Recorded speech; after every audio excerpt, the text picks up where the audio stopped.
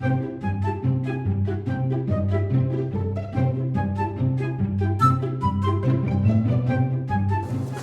everyone, it's Mona. I'm in the craft room and today is another episode of Garbage to Gorgeous. This is going to be a little bit different. This is going to actually repurpose something for a whole different use. It's going to be kind of a more involved craft than a lot of them that I do, and I wanted to give it a try. I was contacted by a dog fencing company to see if I could do a dog craft, and after giving it some thought I want to do a doghouse. And giving it a little more thought, I thought I have a table in the garage that might just be perfect.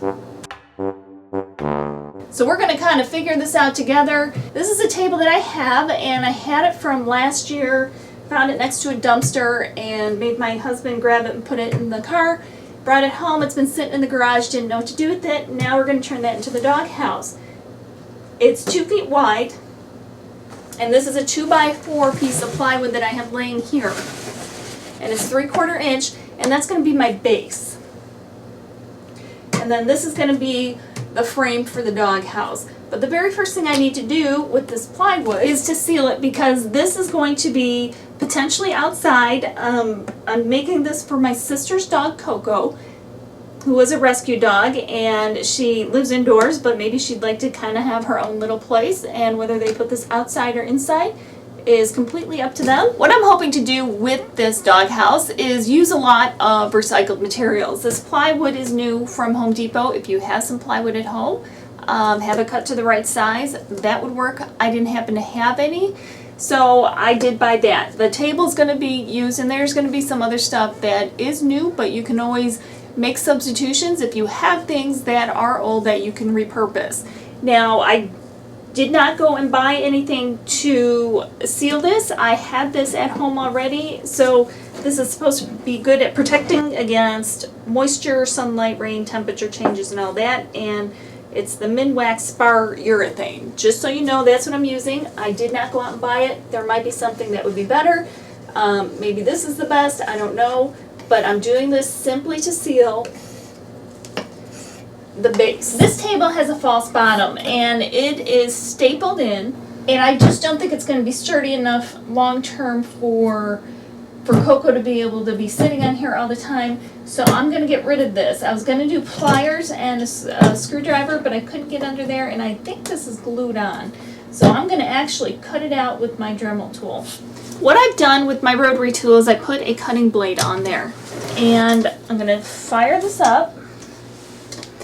And I can tell roughly where it ends, so I'm going to just cut it off and cut through the wood. Okay, life is full of lessons, and I learned something here. I'm using my rotary tool to cut it, and it tends to smoke. And I didn't really realize that. I thought it was dust flying, but it's actually smoke. And I'm working inside versus outside because it's too cold outside. And I set off the fire alarm in the basement where I'm working, so I had to open the door to the basement and, you know, get some airflow, and I got a fan going that way. And I guess I also set off the fire alarm upstairs, which my husband just came home. He's like, "Did you set the fire alarm off upstairs?" Well, yes, I did. Alright, I gotta cut this far. I'm gonna just kind of break it off as best I can the rest of the way. I have burned through my cutters on my rotary tool, and then I remembered that I have this jigsaw, this Black & Decker jigsaw that I've had for a long time, and I think I've used it once. I get a little intimidated by it, so this is the year that I'm going to use this. I have this cut out, and I have the board underneath sealed. Now what I'm going to do is attach the table to the board, and I'm going to do some drilling. And for those of you who watch my videos regularly, you know that's not really my strong suit, but I'm going to give it a try anyway. But what I'm going to do is put some glue down.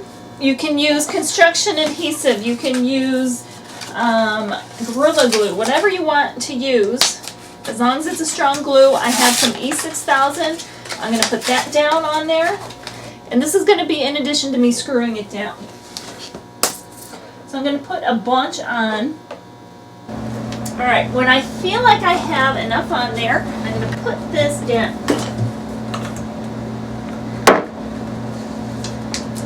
And I want to line it up. So I learned something else. You should wear shoes on a construction site because I just caught the edge of the Formica and sliced my toe open a little bit. There's a little blood right there on the floor. I left a little bit of a trail, but I'm all wrapped up. I should be fine. The next thing we're going to use are pallets, and my husband helped me get some pallets from Home Depot and some other, company. You can find them on Craigslist. You can find them all over. Just kind of search around and keep your eye open. And this is what we're going to use for the sides and for the roof of the doghouse. And basically get it apart any way you can. Try to get the claw behind there, or have your husband do it. Alright, my husband Greg is going to show you how to do it.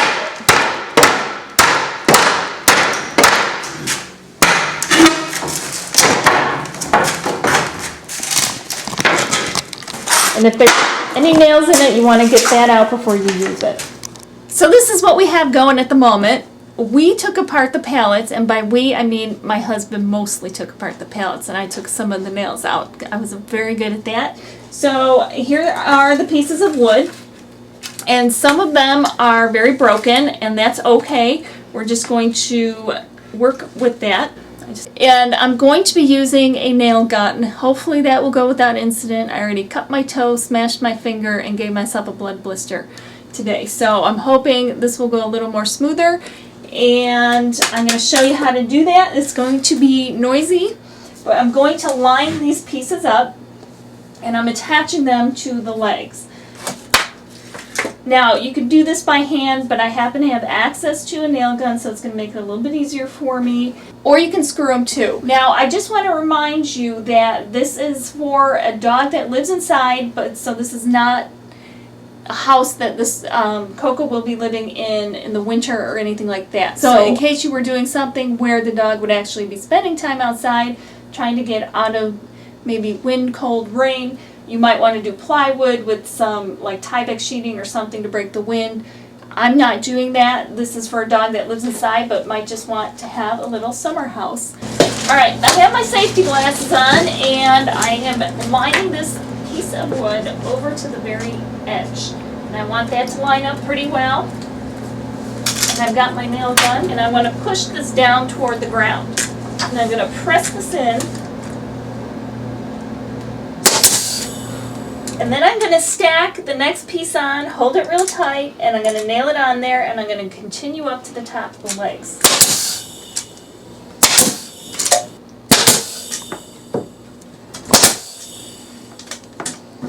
Here's the first side. It's all sturdy.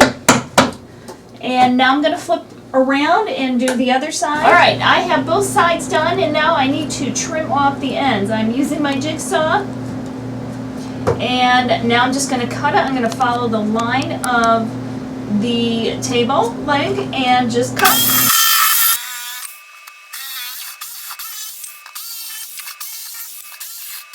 Now I'll do the same on the other side. I'm deciding on the back and the sides, and it's cut and ready to go. Now I got to deal with the front. And I want the opening to be about 14 inches wide because based on Coco's measurements. So in order to do that, I need about 5.5 inches on each side. And you would obviously customize this to your dog and to your table. But I salvaged some additional wood from the pallets, cut it down, and what I'm going to do is nail it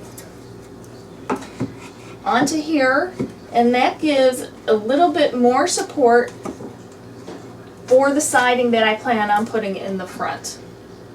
I used scraps from the siding that we cut off, the excess siding that we cut off, and put it on the front. So now we have the front siding done as well. I'm going to take my jigsaw one last time and cut down this side, or on the inside of both, and that will give us the lower part of our opening. My plan is to do an arch, but that's going to be part of the top. It's the next morning. I just got up and I wanted to do the wash on the doghouse before we build the roof later today.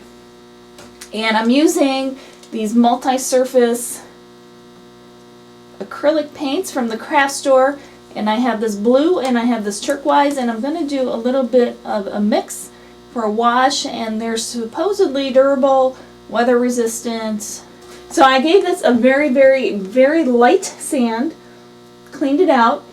We got Spooky deciding she might want to move in instead.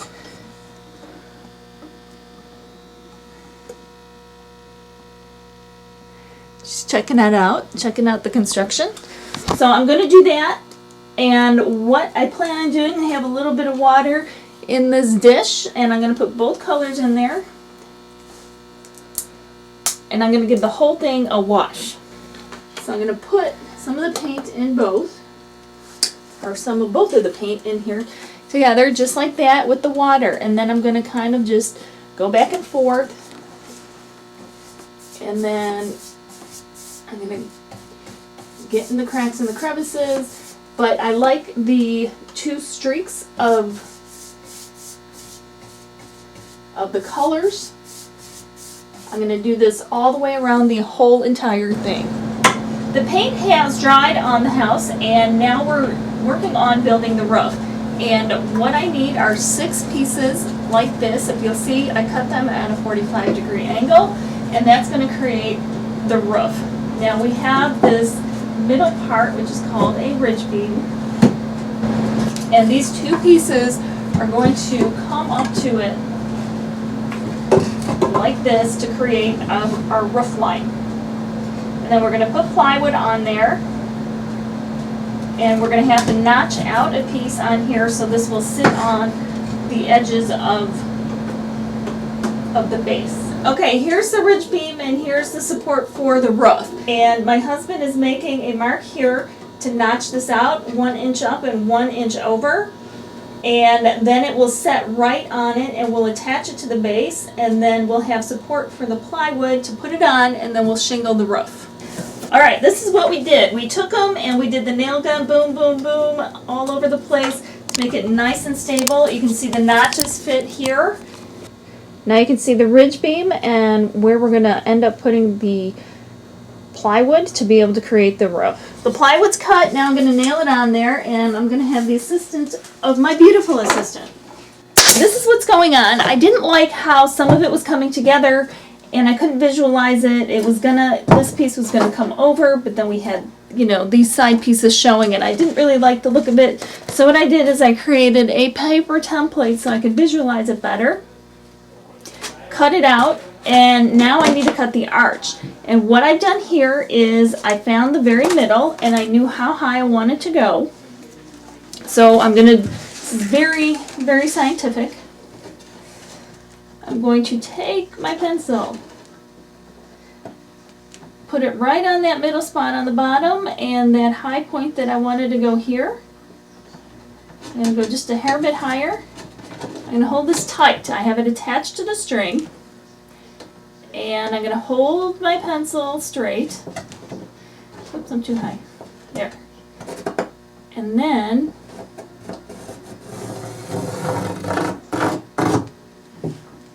I should have the perfect arch.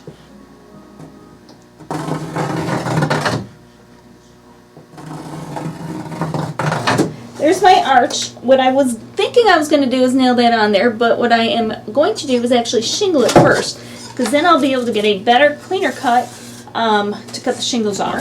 But now I'm going to put on the roof, and I'm going to shingle it.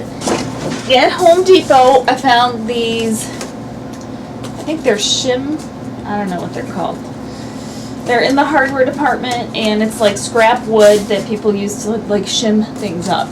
And I'm going to use these as the shingles on the roof.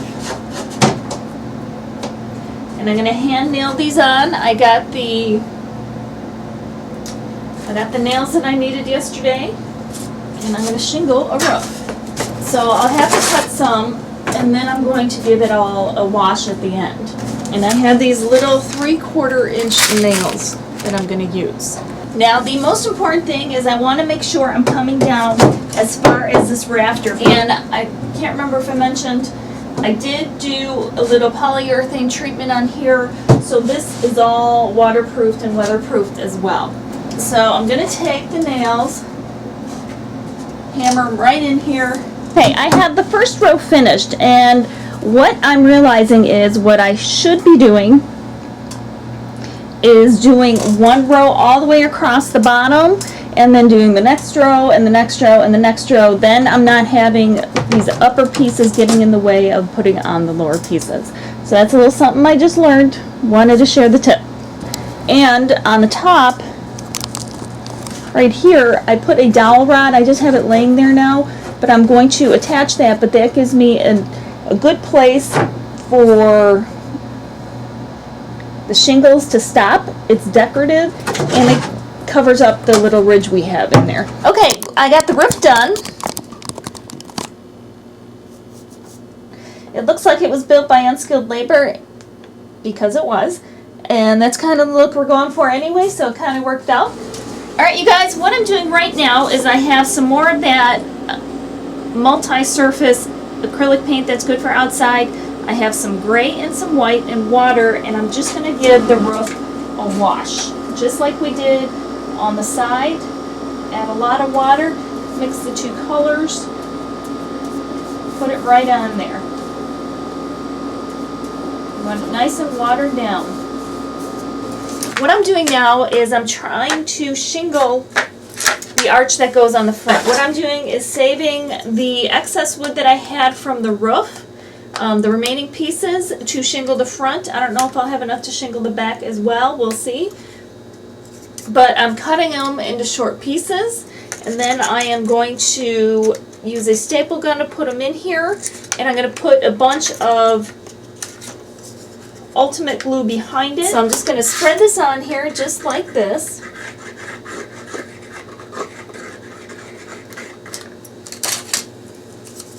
I'll take a stir stick, move it. It's like I'm icing a cake. And then I'm going to put the piece down that I want to use.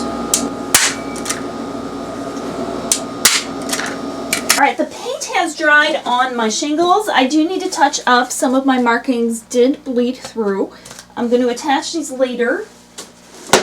The trim here dried as well, but I'm thinking I might prefer that to be pink, because when we have this up here, I think the pink offsetting it would actually look a little bit nicer, a little more beachy. I was just cutting off the nails in the doghouse roof so that the points wouldn't, you know, scratch Coco and stuff like that. And I was a little bit worried that maybe, and I've been measuring and trying to size everything right, but I was a little concerned that maybe it was going to be a little too small for her. And she's not a big dog, but she's not a little dog either. But I figured since I could fit in here, I think it'll be okay.